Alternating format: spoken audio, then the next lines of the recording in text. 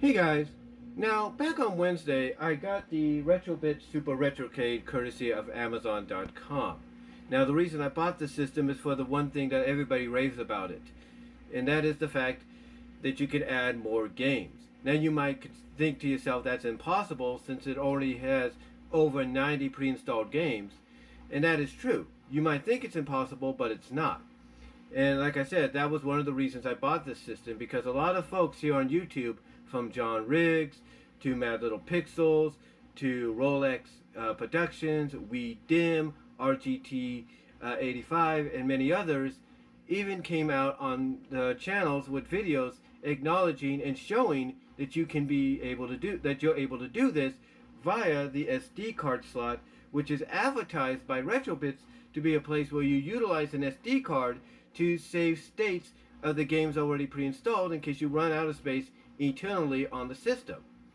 However, there's another thing that they say in the advertisement when it comes to acknowledging using an SD card to save the games on the system, basically save the states and all that, and that is the keywords transfer games. Now that might mean basically you could transfer the same games or the same save states to another Retrocade in case you buy a second one for, let's say, another room in your house, or you have a Retropie that utilizes an SD card slot. You could actually add maybe the game that you save from the Retrocade onto that Retropie, or even on your computer, or mainly just save it for backup, right?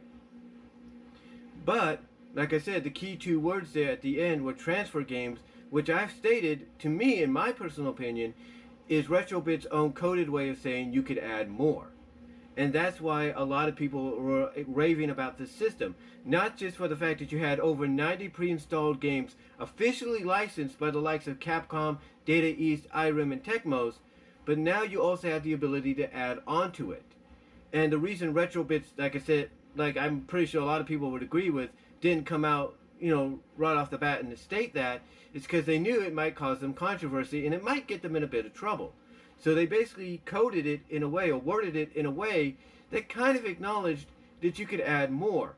We just didn't know that until people here on YouTube and online came out and stated that you could do that.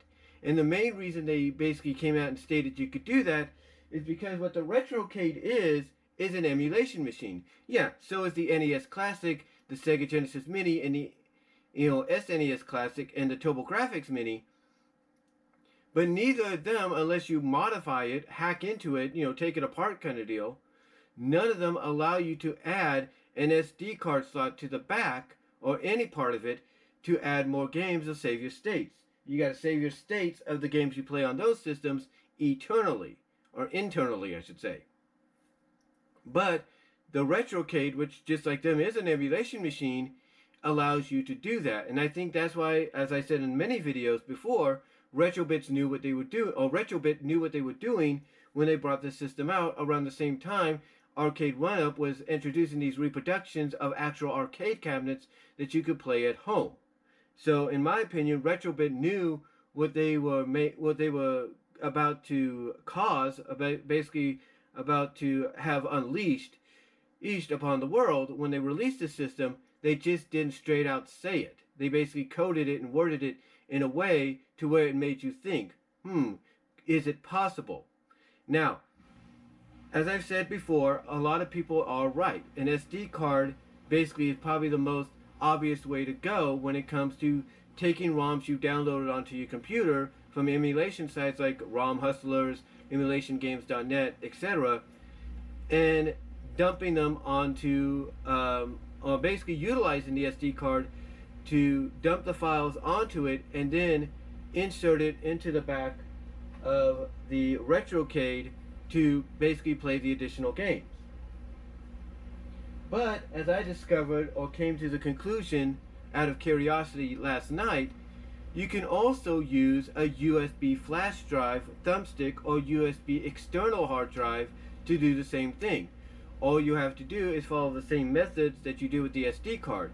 Create a folder within called Retro-Bit Games, both separate words, Retro-Bit one word and Games the other, and then do exactly what you would do with an SD card, take the ROMs and dump them onto the USB drive, And all you have to do to play them is go to the second port here on the system, put it in there, turn it on, and there you go. You're able to basically play the ROMs that you've downloaded, you know, the same way as if you were using an SD card via the SD slot on the back of the console.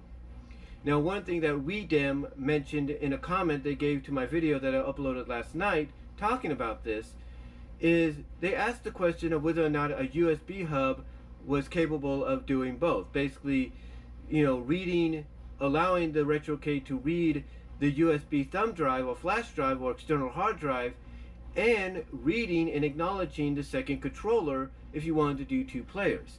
And in case you're wondering what a USB hub is, it is basically it's basically this.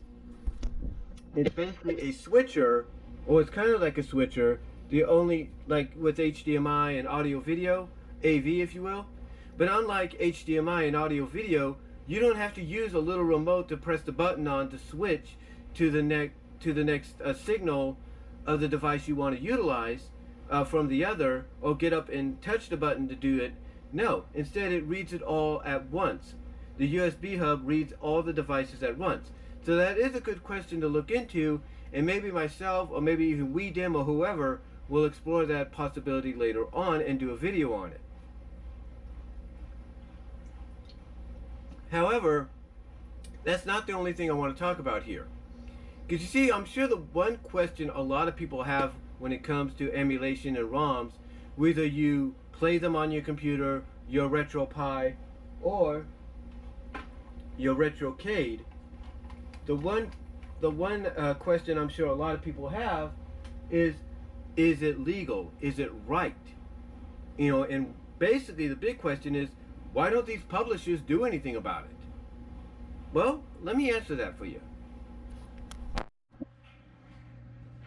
Well, now to answer the question as to why companies like Capcom and Data East and Tecmos and IRIM and many others don't do anything about these emulation sites that have these ROMs of the various consoles and arcade machines available for download to play on your computer or on your Retropie, or in this case, you know, your Retrocade, is mainly because a lot of these companies' focus is on the here and the now.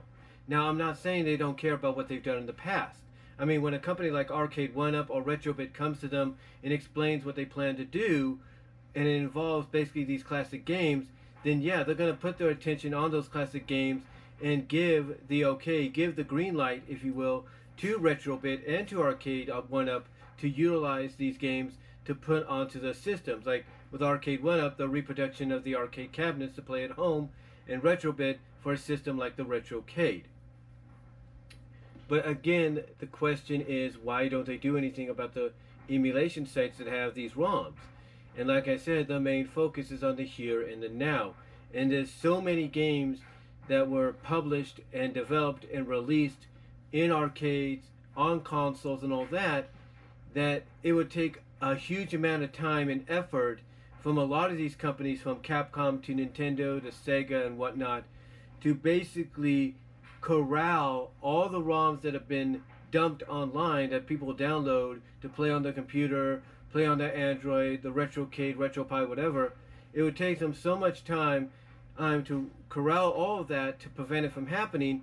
It would take them away from what they're trying to currently work on right now, and they don't want to do that.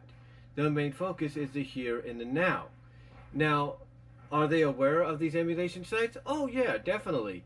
I mean, you have a variety, you basically have a variety of sites out there that, you know, PC related sites, if not official PC related sites, that rank some of the best emulation websites to go to play classic games on the computer, online, or even download. So yeah, I'm pretty sure they're aware of it, especially when you have various well-renowned, if not semi-well-renowned websites or magazine websites, you know, ranking some of the best emulation sites out there. But again, in my opinion, the reason these companies don't do anything is because they're more focused on the here and the now. Now, when I would watch, Shane of Re-Res talk about, ROMs being utilized on a console, being pre-installed into a console without the consent of the company, I'm sure Shane is very much aware, like I am, that the company is more focused on the here and the now, which is why they don't really do anything. When he would review one, if not both, Pandora joystick consoles, plug-and-play consoles, he would basically state that the games on there are playable. Some of them, if not most, are at times, depending on how they respond to the controller. But he would also state that some of these games seem to be, illegally on there, or not. Basically, he would acknowledge that they are on there, but not by permission. In other words, the people that developed the Pandora systems did not get the consent of the various publishers and developers of all those games pre-installed onto that system. And he even said the same thing when it came to things like both Cool Baby systems, the steering wheel plug-and-play system, stuff like that. Basically, in his opinion, if you're going to utilize these games, if you're going to pre-install these games into these plug-and-plays, you should get consent. You should get permission. You shouldn't have to resort to putting a website's address in front of a lot of games, indicating that you've modified it so you don't get in any legal trouble or anything like that. So, for someone like Shane and others that agree with him, if you're going to play games via emulation ROMs, you should be playing them on an emulation system that's got consent, that's got permission. Or if you're going to play the games by themselves, so you'll focus only on a few games individually, you should basically be able to go out and purchase those games in some capacity via Steam or whatever. So I can understand, where someone like Shane would come from, and why, when he did a review on the Retrocade a few years back, which was the version 1.0, he didn't acknowledge the whole SD card being able to, or the whole SD card situation where you'd be able to use the SD card not just to save states in games as well as expand the storage, but also to be able to add more games. It's mainly because he has a preference of, hey, you're going to play these games, you might as well find a way to financially support them. Now, I'm sure Shane and others that agree with him in this capacity do kind of agree and do kind of acknowledge that it's not the people that download the ROMs and play them on the RetroPies or the Retrocades or the computers. It's not their fault. He doesn't probably even blame, the people that dump the ROMs on these emulator sites. Or even the people that pre-install these, without permission on, plug-and-play consoles or joystick plug-and-play consoles like the Pandora series. In fact, I think the one individual, or the individuals that Shane and others that are, kind of like him in this category, the people that they actually do blame is the developers and the publishers. Basically, they blame them for not taking, taking charge of the situation, basically preventing this from happening, because, they're not focused on it. They're not noticing it. Because, as I said, the focus is on the here and the now. So I don't think Shane, as I mentioned, blames the people that download the ROMs to play them. He doesn't blame the people that upload the ROMs onto the sites for people to download.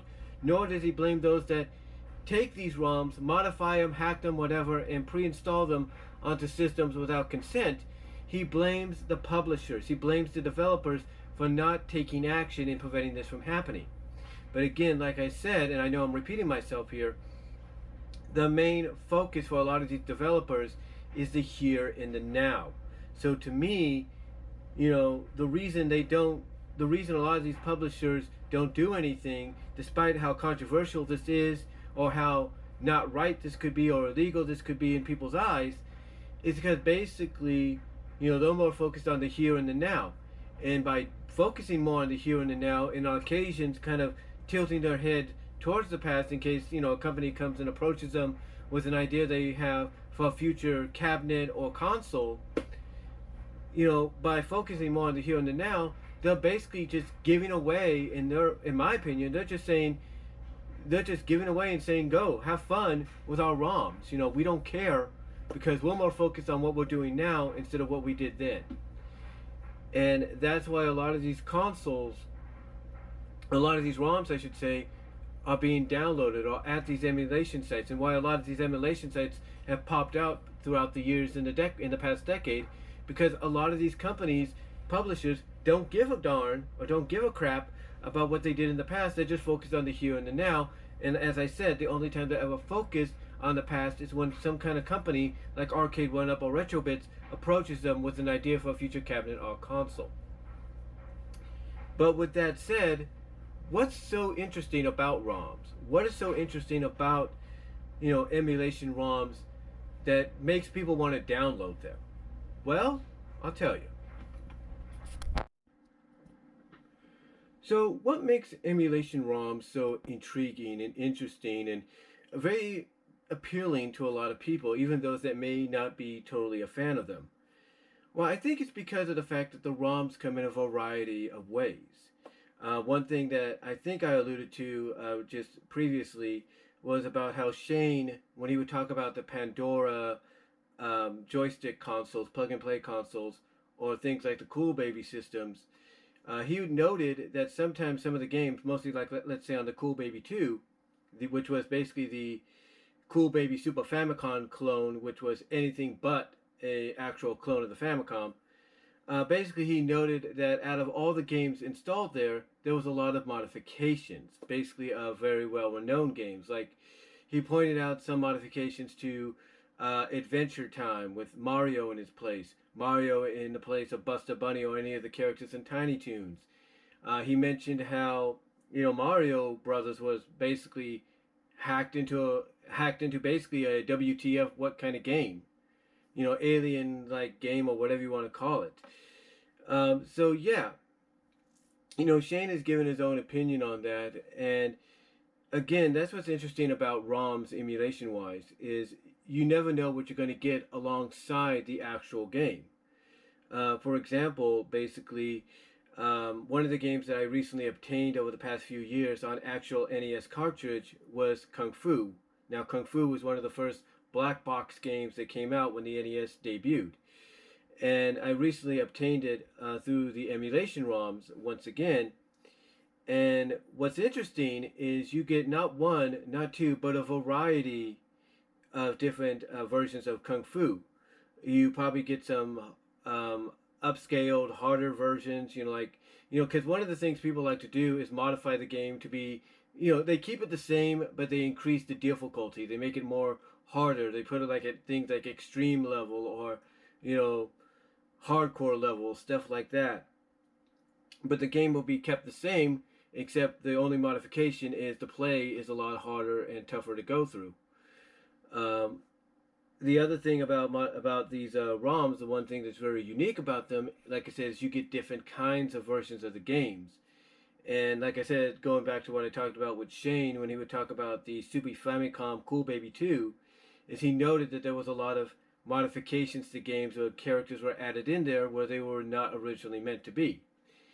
But getting back on topic,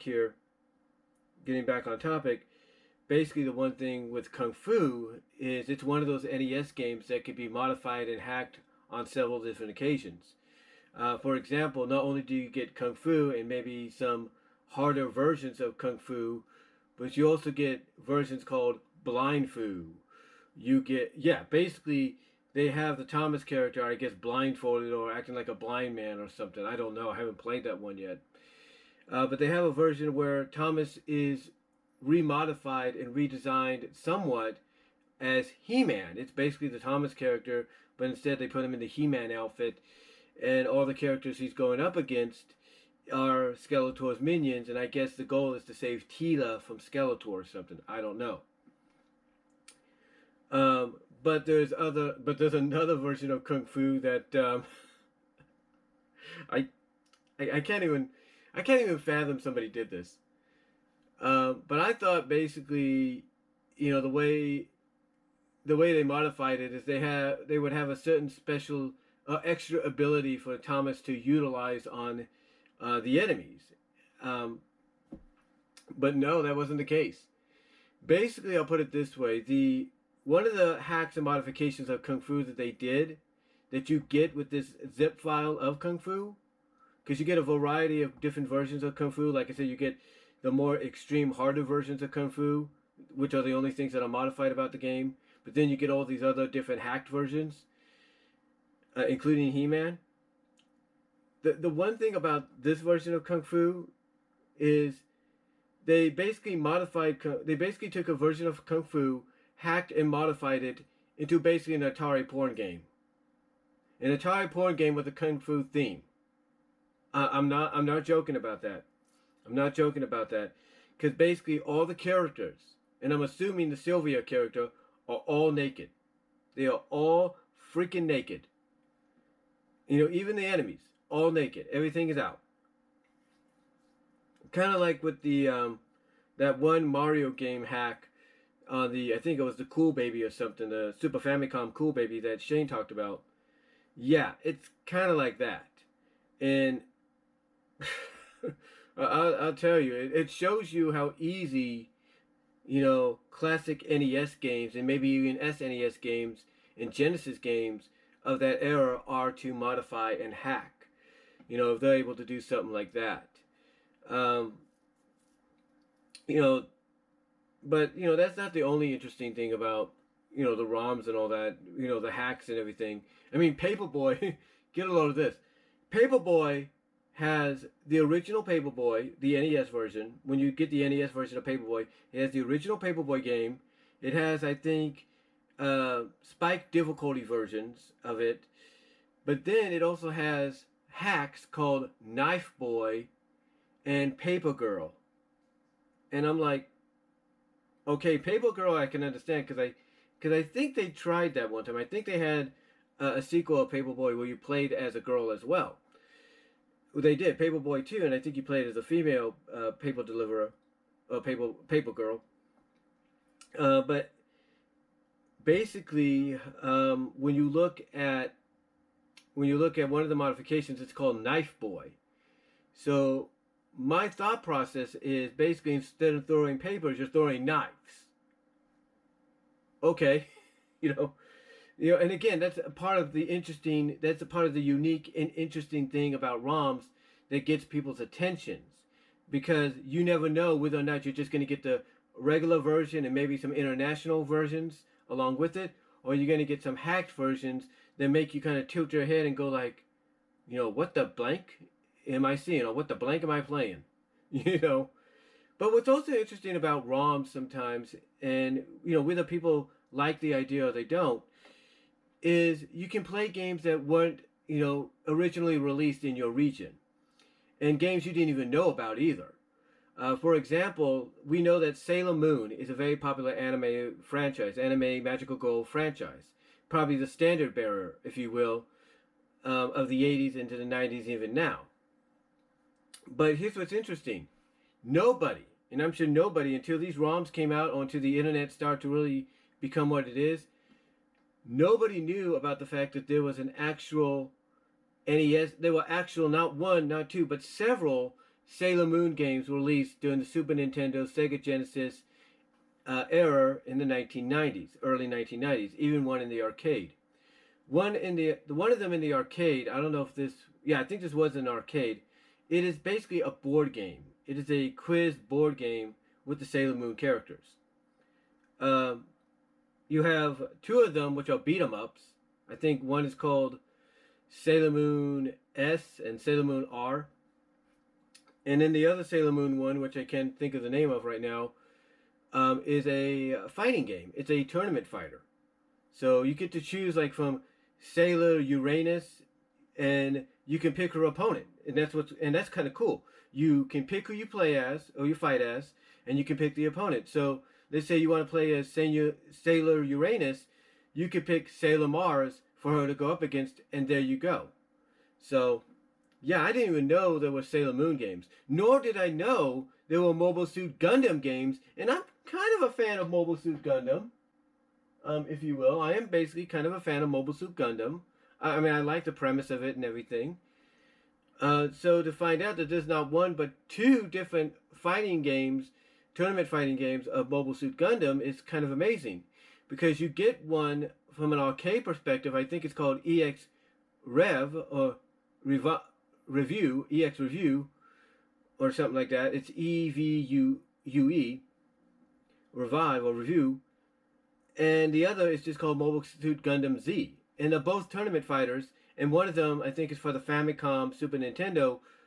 But we never got those here. As far as I know, we never got them here in the States, arcade-wise or Super Nintendo-wise. So that's kind of cool. The fact is, you know, we also have other games we never got as well. So, you know, like I think, let me see, like I think, what else is there? What else can I think of? Oh yeah, you know, we know about, well, thanks to James Rolfe, the Angry Video Game Nerd, we know about Ninja Baseball Batman, but we never got the Japanese version of Ninja Baseball Batman, but that's what these ROMs do. But you can get that here, I should say. And speaking of Ninja Baseball Batman, here's another unique perspective about ROMs that really would get people's attention, especially when they try to play them on whatever device they use. And that is, sometimes you need not one, not two, but 3 different folders, maybe multiple different folders to play the game. And I'll give you an example. I have 3 different folders of Ninja Baseball Batman. One that says Ninja Base Batman. One that says the same thing, but it has, I think, a U or an A at the end of Batman. Basically, it's Ninja Base Batman A or Batman U. And then the other one is the Japanese word for it called League. I can't pronounce the other word that goes before it.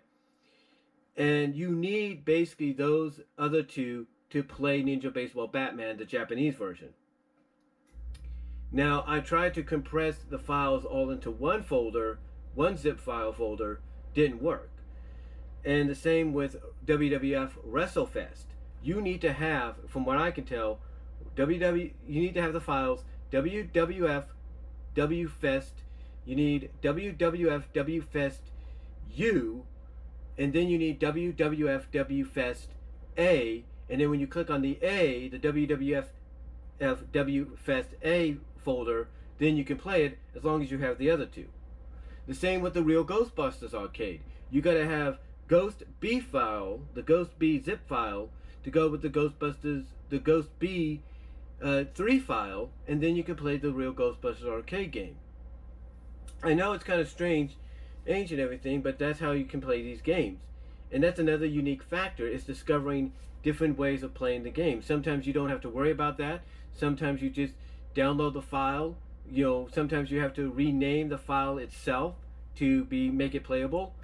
But most of the time, you don't need to go to you don't need to go any further, or need to download anything any further, I should say, to play the game. But in the case of some of these games that I just mentioned, you have to. Now, like I said earlier, some of the other things about the games is the modifications and the hacks. One of the most popular ones that I was looking forward to testing out and seeing if it worked was the Sally Acorn and Bunny Rabbit modification and hacks on both Sonic 1 and 2 for Sally, and Bunny on Sonic 1, and yes, they are playable, which is pretty cool. Overall though, everything that I just mentioned it's just amazing. It's just amazing how unique and how unique some of these ROMs are presented, how unique and clever and kind of just, I guess, multitask way, I should say, that these ROMs are, usable. Because sometimes, like I said, you think you can only need one, but then you find out you need multiple ROMs to play the game. But yeah, it's really interesting and it's really fun. Now, now here's the question: will all the ROMs be red? Will all the ROMs be red? Now, the other question I'm sure a lot of people have is, will all the ROMs play that you download? Unfortunately, no. Even if the ROM of a game, I should say, is by a publisher that's officially licensed some of their games onto something like this, like let's say Capcom, not all the ROMs will play, unfortunately. Sometimes the ROMs will be broken, Sometimes you'll just have to keep searching, or you just can't basically. Basically, what I'm saying is sometimes you have to keep searching, or you just give up trying to find the right file to play the game, or download the game from to play. But yeah, not all the games will play. Not all the ROM files that you download will play, unfortunately. What's even more interesting is some of the ROM files you do try to play on a Retrocade or Retropie, whatever device you use. Sometimes they will be read, but they won't show anything. A good example is I recently downloaded, one of the ROMs I downloaded was a Star Wars arcade. And the only thing that it showcases is a little thing. It's like it reads the disc, it reads it, it acknowledges the file, acknowledges that it is playable, I guess, but all you see is like a little dot on the top, just little, like little picture, a little something on the upper left-hand corner of the screen, and that's about it. And you can't play it. Another one that does get registered as possibly being playable is the Godzilla arcade out of Japan, the Japanese exclusive arcade of Godzilla, which I think James Rolfe played, and he and Andre Meadows and Doug Walker's Galloping Ghost playthrough video that they did a couple years back after they did the Out of the Shadows collab review for Nostalgia Critic. But anyway, getting back to what I was saying, it basically feels like it basically feels like it acknowledges the Godzilla game and everything, like it is playable, but all you see is like these little flashes here and there. It's like it basically wants to acknowledge, it wants to start up the game, but there's just like something missing, like a certain part of something is missing from being able to play the game. I don't know if that means downloading another file from another site to probably try and play it, but that's a wait and see kind of thing. Yeah, and other games that do get registered that seem to be playable are games that obviously you need special functions for, like Cruising USA or Cruising World. That series of racing games. Basically, with Cruising World, and I even think with Cruising USA, it acknowledges them, basically says they are playable, but because of the kind of games that were set up the way they were in the arcade with a steering wheel and with gas pedals and brake pedals and all that, and stick shifts and all that, or automatic stick shifts or whatever, you can't play it. I don't know if anybody else has figured out a way to do it with the Retrocade or whatever, but you can't play it. So unfortunately, even though it reads it as if it says, yeah, you can play it, you can't. So yeah, not all ROMs are playable. That's the unfortunate thing.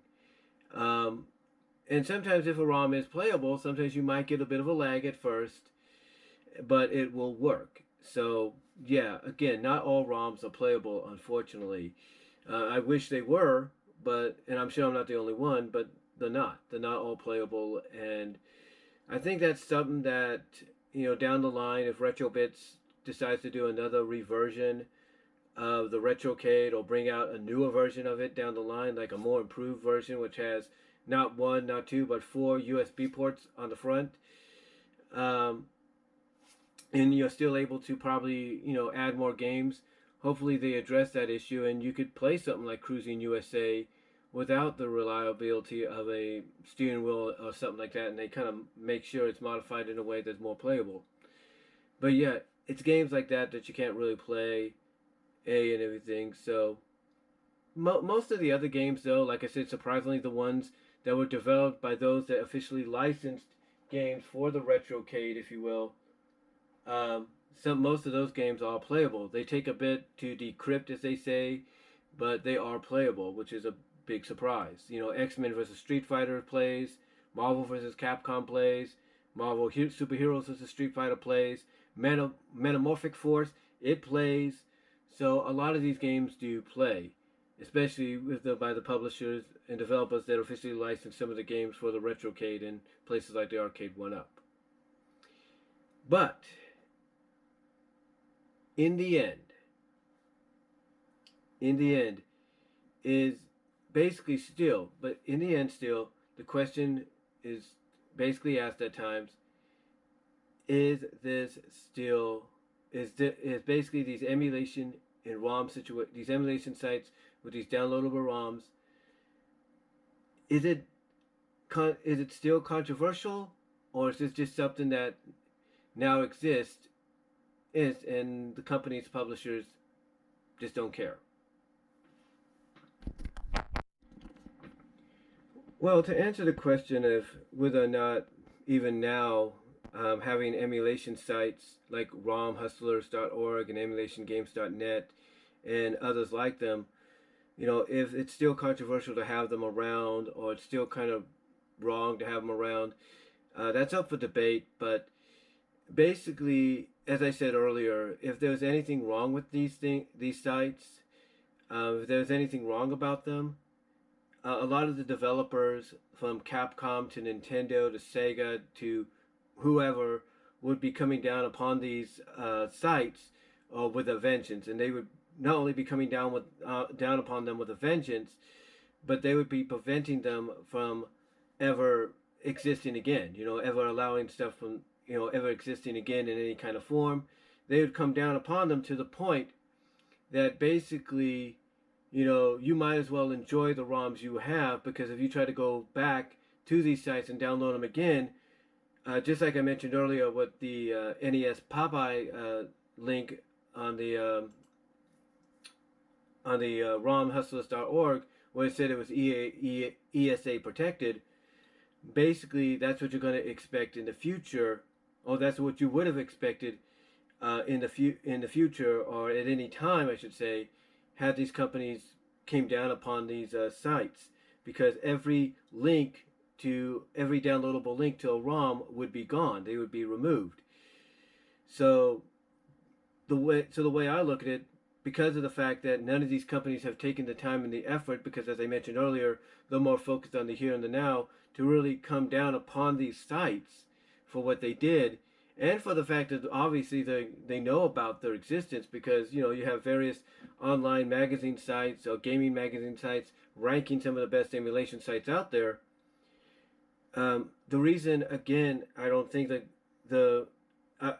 it's important to them, these emulation sites with these downloadable ROMs of games and stuff they've done in the past, is important to them, is because of the focus on the here and the now. And like I said, and like I was trying to say, they're obviously aware of them. But I think also the other reason why they don't really come down upon them is they realize that even though maybe it's not right for these sites to be around, it is giving attention to some of their to their product. It's giving attention to some of their games to the product and the games that they've published over the years and over the decades, and it's introducing a new generation to these games, as well as reintroducing older fans that grew up with them to newer games they may have not known about, as well as kind of reliving, kind of bringing back memories of playing classic games that they did in the past. So again, if they wanted to, they would have came down upon them to the point that these sites, they may be around, but you wouldn't have no downloadable links for the games. Unfortunately, that's not the case. Unfortunately, or fortunately, depending on how you look at it, that's not the case right now. And there's just a ton of games that are available for download. And I think that's, again, like I mentioned earlier, that's another reason why they don't come down upon these sites. It's interesting because they want to focus more on the here and the now, but also the fact that, as I mentioned earlier, they realize it would be taking a lot of the time and effort from focusing on the here and the now if they try to, come down upon these sites. And again, I don't think they're going to do that. I believe they're aware of it. I think like I said, I believe they're aware of it, and the reason I believe, honestly, now that I think about it, is because they feel it brings more publicity to, the consoles of the past, as well as the games that they published for those consoles that were well renowned and well received, and people would recommend others playing. But the other question still remains: is it controversial for these kind of sites to be around?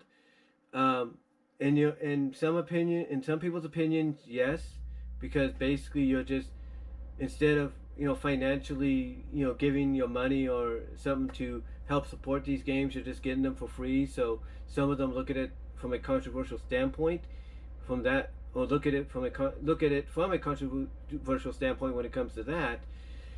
But again, it's all a matter of opinion. You could think it's controversial, and it might be, but again, if these things were so wrong, if these emulation sites were so wrong, and the downloading of these ROMs was so long, or so wrong, I should say, if the downloading of these ROMs was so wrong from these sites, they would have took care of it a long time ago.